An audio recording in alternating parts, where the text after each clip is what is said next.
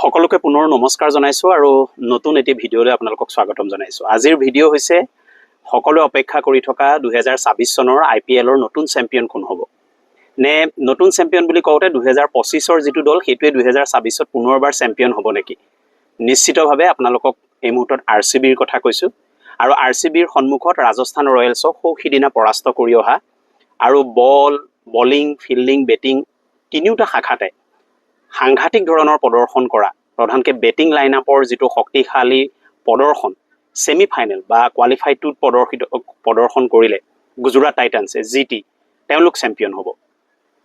এই মুহূৰ্তত এইটো আচলতে কোটিটকীয়া প্ৰশ্ন, কাৰণ নতুন GTৰ শিৰত জিলিকিব নেকি IPLৰ 2026ৰ খিতাপ, নে পুনৰবাৰ RCBয়ে যোৱা বৰ্ষৰ দৰে দ্বিতীয়বাৰৰ বাবে শেষ হাঁহি মাৰিব 2026 IPLত।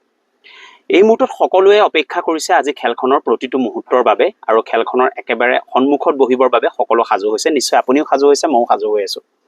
এতিয়া হওক আমি ইমান কেইদিন প্ৰায় 45 দিনীয়া অপেক্ষাৰ পিছত আহি পৰা সময়টোৰ প্ৰাক্ষণত দুইটা দলৰ অকণমান তেওঁলোকৰ বেটিং লাইনআপ, বলিং তেওঁলোকৰ লাইনআপ বা তেওঁলোকৰ কোন খেলুৱৈ কেনেধৰণে শক্তিশালী প্ৰদৰ্শন যোৱা প্ৰায় তেওঁলোকৰ খেলসমূহত প্ৰদৰ্শন কৰিলে, 16খন 15খন খেলত প্ৰদৰ্শন কৰিলে, সেই কথাখিনি অকণমান আপোনালোকৰ লগত একেলগে ভাগ বতৰা কৰি আমি অকণমান আওৰাব বিচাৰিছোঁ। মই প্ৰথমতে RCBলৈ আহিছোঁ। RCB আচলতে প্ৰথম দিনটোৰ পৰাই প্ৰথম অৱস্থাত অকণমান যদিও বা গেঠালা মৰাৰ দৰে পৰিৱেশ আছিল, কিন্তু মোটামুটি 95% ক'ব পাৰে যে RCBয়ে ডে 1ৰ পৰাই প্ৰথমখন খেলৰ পৰাই RCBয়ে তেওঁলোকৰ যিটো অলৰাউণ্ডাৰ প্ৰদৰ্শন সেয়া প্ৰতিপন্ন কৰি আহিছে, প্ৰদৰ্শিত কৰি আহিছে।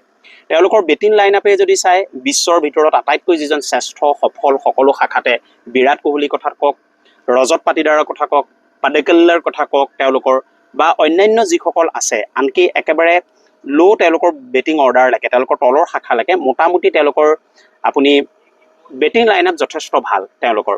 আৰু মোটামুটি যদি আপুনি চাই যে তেওঁলোকৰ বেটিং লাইনআপেৰেই তেওঁলোকে এই যি ফাইনেলৰ পৰ্যায় দ্বিতীয়বাৰৰ বাবে তেওঁলোক আহি ফাইনেলত উপনীত হৈছে।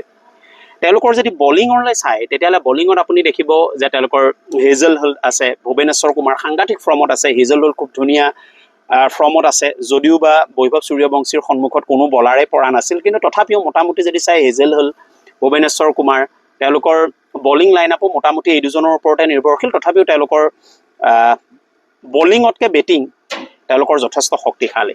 গতিকে সেইটো ফালৰ পৰা RCBয়ে বিজয়ী হ'ব পাৰে নেকি, আপোনালোকে উত্তৰ দিব। আপোনালোকৰ পৰা সুধিছোঁ, মই মাথো মোটামুটি গোটেই বিষয়টোৰ আলোচনা কৰিব বিচাৰিছোঁ। দ্বিতীয়তে আহক GTলৈ।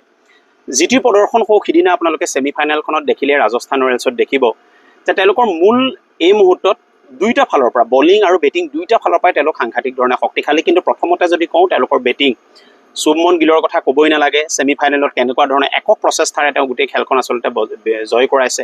আৰু যদি ডে 1ৰ পৰা চায় তেতিয়াহ'লে যোৱা বৰ্ষত যি অৰেঞ্জ কেপ পাইছিলে সাই সুদৰ্শনৰ প্ৰদৰ্শন সকলোৱে শলাগিবলগীয়া। Back to back half century, Sai সুদৰ্শনৰ সাংঘাতিক ধৰণৰ আচলতে ক্ৰমাগতভাৱে প্ৰত্যেকখন খেলতে ভাল প্ৰদৰ্শন কৰা যদি এজন খেলুৱৈ বুলি কয় বিগত বৰ্ষৰ অৰেঞ্জ কেপ হোল্ডাৰ সাই সুদৰ্শনৰ কথা ক'ব লাগিব।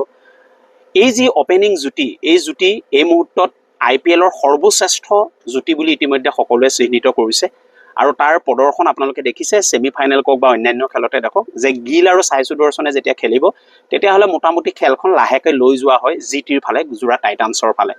আৰু তাৰ পিছতেই আপুনি যিসকল আছে তেওঁলোকৰ যিজন উইকেট কিপাৰ আছে তেওঁৰ কথাই আপুনি কওক, ৱাটলাৰৰ কথাই কওক, একদম আপটো আপুনি হোল্ডাৰৰ কথা কওক, তাৰপিছত আপুনি ৰচিদ খানৰলৈকে আটাইখিনি মোটামুটি তেওঁলোকৰ অলৰাউণ্ডাৰ, হোল্ডাৰটো এজন সাংঘাতিক ধৰণৰ অলৰাউণ্ডাৰ হয়।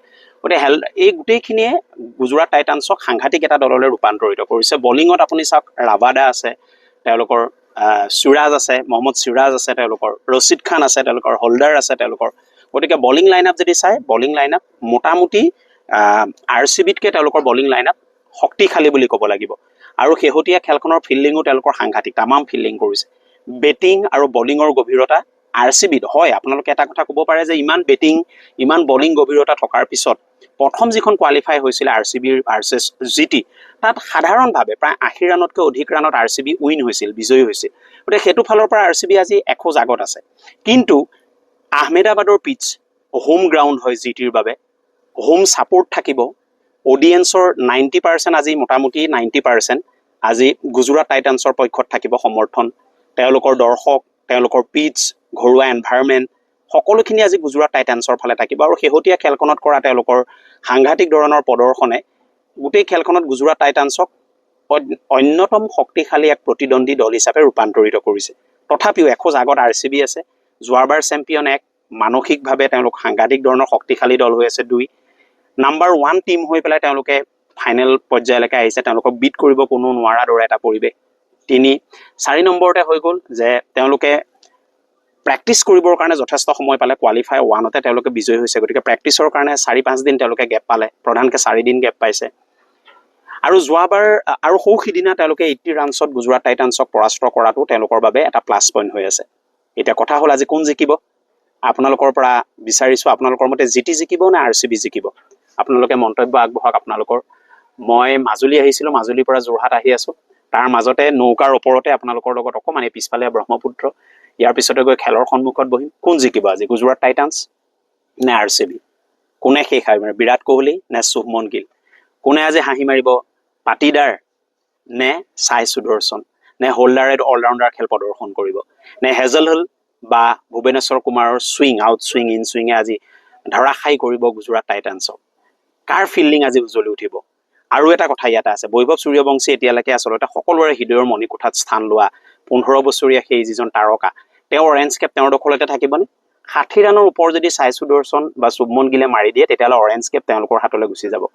গতিকে সেইটো ফালৰ পৰা অৱশ্যে ষ্ট্ৰাইক ৰেটত এতিয়াও প্ৰায় 240ৰ ওপৰত, 230, 240ৰ ওপৰত এতিয়াও ষ্ট্ৰাইক ৰেটৰ ক্ষেত্ৰত নাম্বাৰ 1ত আছে বৈভৱ সূৰ্যবংশী। এইটো টাচ কোনেও কৰিব নোৱাৰিব হয়তো, কিন্তু তথাপিও অৰেঞ্জ কেপ সাই সুদৰ্শনৰ হাতলৈ গুচি যাব নেকি, নে শুভমন গিলে লৈ যাব, নে নতুন তাৰকা, নতুন বেবী বছ বুলি কোৱা, নতুন ইউনিভাৰ্ছ বেবী বছ বুলি কোৱা বৈভৱ সূৰ্যবংশীৰ হাততে থাকিব? আপোনালোকৰ পৰা মন্তব্য বিচাৰিলোঁ। আশা কৰিম আপোনালোকে মন্তব্য আগবঢ়াব। কোন জিকিব 2024ৰ IPLৰ কিতাপ?